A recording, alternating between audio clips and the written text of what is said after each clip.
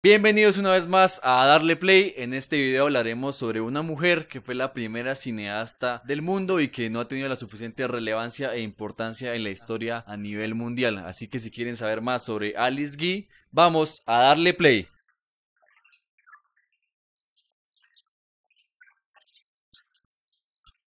Como lo mencionaba anteriormente, Alice Guy es actualmente reconocida como la primera cineasta en el mundo, la primera en realizar una película de ficción, aunque bueno, ya les hablaré más extensamente de esto.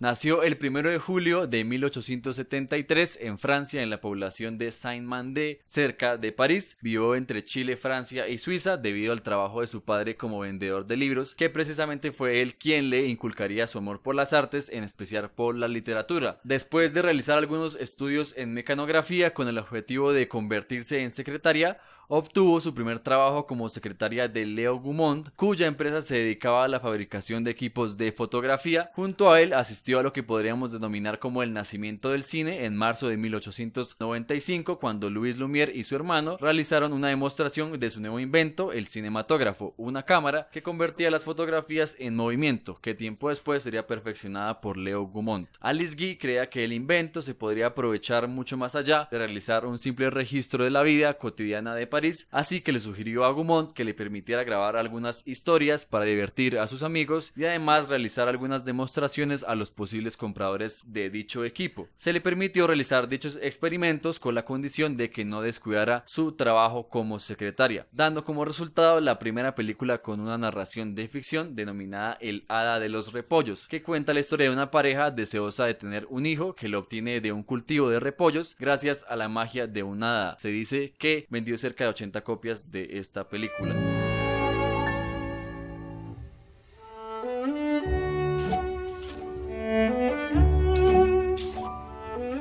Gaumont, agradecido con los estupendos resultados que incrementaron las ventas de sus equipos, poco a poco alejó a Alice de su labor como secretaria y la acercó más a la de la cineasta, en una época en la que ni el nombre ni el oficio existía. Alice Guy fue además pionera en el uso de los efectos especiales, adelantándose a otro gran pionero, Georges Méliès. En sus películas usaba efectos como la doble exposición del negativo, inclusive filmando en reversa y las sobreimpresiones. Además, fue la primera en usar el gramófono como una herramienta para incluir el sonido en sus películas. Aunque al principio le dejaban a cargo de ella la mayor parte del trabajo solo porque no creían mucho en la eficiencia y el éxito de sus experimentos, cuando se volvió rentable trataron en varias ocasiones de hacerla a un lado. Sin embargo, ella con su experiencia e ideas defendió su posición. Su película más grande realizada en Francia fue La Vie du Christ, con una duración de 35 minutos, bastante larga para la época. Se utilizaron más de 20 sets en su realización y más de 100 extras.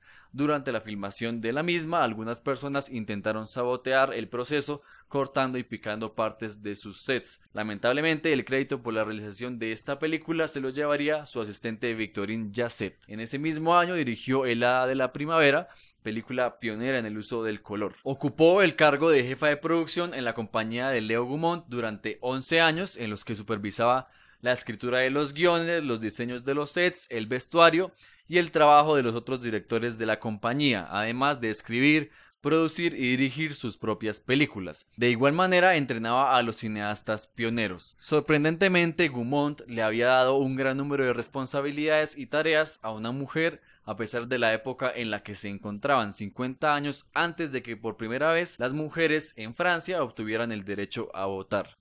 Después de casarse con Herbert Blasch, quien era el director de la agencia Gaumont en Alemania, quien además era camarógrafo, se embarcó en un viaje a los Estados Unidos con el objetivo de presentar allí la película sonora, proceso que le costó sobre todo por el idioma. En aquella época en los Estados Unidos estaba de moda el kinetoscopio, dispositivo en las que solo una persona podía ver un bucle de película a través de un pequeño lente. Como respuesta a esto, Gaumont fundó un estudio que sería dirigido por el esposo de Alice. En aquel tiempo, Alice se dedicó completamente a las labores del hogar y a la crianza de su primer hijo, pero no pasaría mucho tiempo sin sentirse atraída y llamada de nuevo por el cine. prácticamente 2 años después. Fundó así su propia compañía cinematográfica denominada Solax Company, con la que realizó todo tipo de películas. A ella le encantaban los dramas, películas sentimentales como las llamaba, como Falling Leaves de 1912, película que cuenta la historia de una niña que escapa de su casa en las noches con la intención de atar con cuerdas las hojas caídas de nuevo a los árboles para evitar que su hermana mayor muera. Además dirigió algunos westerns y comedias slapstick mucho antes que otros reconocidos comediantes como Mark Sennett, Charlie Chaplin y Buster Keaton, de quien se dice debutó en una de las películas de su esposo. Durante dicha época produjo alrededor de 300 películas, de las cuales 50 fueron dirigidas por ella misma, que tuvieron tanto éxito al punto de que aparecía en las primeras planas de los periódicos estadounidenses. En 1912 llegó a ser la única mujer en todo el país en ganar más de $25,000 al año. Sus películas resaltaban de las demás por su dominio de la técnica cinematográfica desarrollada ya durante varios años. En el mejor momento de su vida tomó la decisión de expandir su estudio, convirtiendo a Solax Company en el estudio más grande de los Estados Unidos, que tenía su sede o su base en Fort Lee, New Jersey. Para la época era el mayor centro cinematográfico. Hollywood aún no estaba completamente desarrollado. Alice Guy conocía los deseos de sus audiencias, a los que solía acercarse durante sus proyecciones y escuchar sus comentarios o impresiones, así como lo que los primeros críticos apreciaban de sus películas, aunque a ellos no les prestaba demasiada atención. Junto a las películas producidas o dirigidas por Alice, también nacieron lo que se podría denominar como las primeras estrellas del cine, quienes eran reconocidos en todo el país. Una de ellas fue precisamente Olga Petrova, una actriz que venía del mundo del teatro y que en los años 20 era amada por todo el mundo. Se vinculó a Alice por primera vez en 1915 en una película denominada La Tigresa, y le seguirían por lo menos otras 30 películas de las que se tiene registro. Además, escribió el guión para algunas otras. El trabajo de Alice con los actores de la época también fue fundamental para el desarrollo del cine, con su frase "sé natural" o "be natural", ya que la mayoría de ellos estaban acostumbrados a posar como para una fotografía por la impresión que les generaba la cámara. Ella los retaba a expresarse con primeros planos e inclusive movimientos de cámara. Durante la Primera Guerra Mundial, junto a su esposo, tomaron grandes riesgos económicos con el objetivo de buscar una mayor expansión y sobre todo permanecer en el mercado que se construía en el cine estadounidense. Su esposo renunció a la compañía Gaumont y fundó Blasch Features, pero los resultados no fueron los mejores, incluso generando bastantes pérdidas. Hacia el año 1915 las películas o fotodramas, como también eran denominadas, comenzaron a hacerse más largas. Alice dirigió varios largometrajes para diferentes compañías, principalmente melodramas. Algún tiempo después su esposo la abandonó para irse a California en busca de mayor éxito junto a una actriz. Alice lo siguió hasta Hollywood con la intención de arreglar su matrimonio, incluso trabajando junto a él en 2 películas, pero para aquel momento su relación personal y profesional ya estaba rota completamente. La mayoría de las compañías de cine independiente en los Estados Unidos estaban siendo compradas por grandes emporios y conglomerados industriales. Alice recibió grandes ofertas por parte de dichas empresas, sin embargo, no gustaba mucho de la forma en que trabajaban, según ella, con demasiada deshonestidad e intimidación, rehusándose a vender entonces su compañía Solax.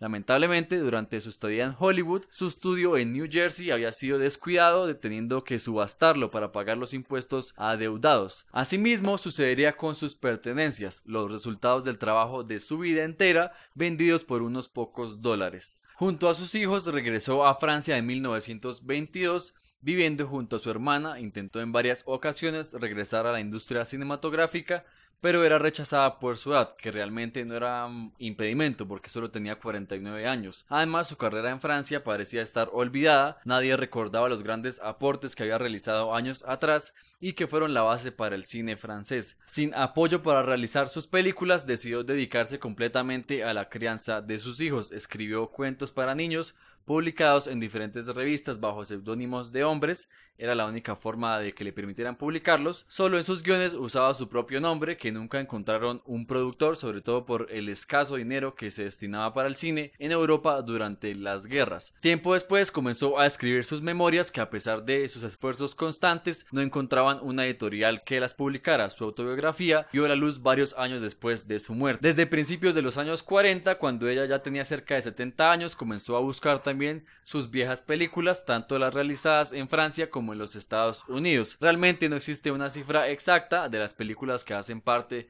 de su filmografía, pero oscilan entre las 500 y 700 o incluso un poco más. Lamentablemente ella solo pudo encontrar unas cuantas, la gran mayoría bajo el nombre de otros directores o compañías productoras. Actualmente hay una base aproximada de 50 películas encontradas, bastante lamentable este hecho. En el año 1964 volvió a vivir a los Estados Unidos junto a su hija después de sufrir una serie de apoplejías. Su memoria quedó destruida, ya no podía recordar su nombre, mucho menos su vida como cineasta. El 24 de marzo de 1968 falleció. Un final bastante infortunado y triste para la primera cineasta del mundo. Aunque actualmente su historia ha cobrado más fuerza, ya que ahora sí se reconoce su inmenso aporte al cine, aún no es suficiente. Cuando pensamos en los orígenes del cine, aún vienen a nuestra mente otros referentes y no precisamente ella. Se han realizado varios documentales bastante valiosos al respecto, como el estrenado en 2018, Be Natural, The Untold Story of Alice Guy Blash, y otros más antiguos como The Lost Garden, The Life and Cinema of Alice Guy Blash de 1995. Nosotros solo esperamos que este video sirva también como una forma de reivindicar la historia del cine y del mundo entero. No podemos ignorar que desde siempre las mujeres han estado presentes en el cine, inclusive siendo las primeras. Y bueno, eso fue todo por hoy. Esperamos les haya parecido bastante valiosa e importante esta información. Los invitamos a que sigan investigando, averiguando y conociendo sobre Alice Guy, la primera cineasta del mundo. No olviden que este video se encuentra también en formato podcast en Spotify, iTunes y iBooks. No olviden compartir el video, darle like y suscribirse al canal si así lo desean. Nos vemos a la próxima.